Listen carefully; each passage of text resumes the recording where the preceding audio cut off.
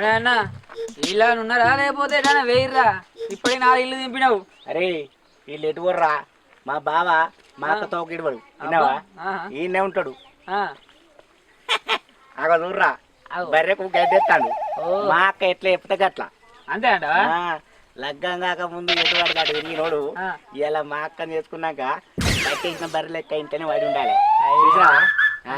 ఇక చూడు పెళ్ళి ముందుగా పడి బావనికి వెళ్తుంది. నమస్తే బావా. నమస్తే నమస్తే. ఎవరు నువ్వు? నిన్ను ఏర్పాటు చేస్తలేను నేను. గాయంతో ఏర్పాటు చేస్తలేవా? అడు మా తమ్ముడేనా? నేను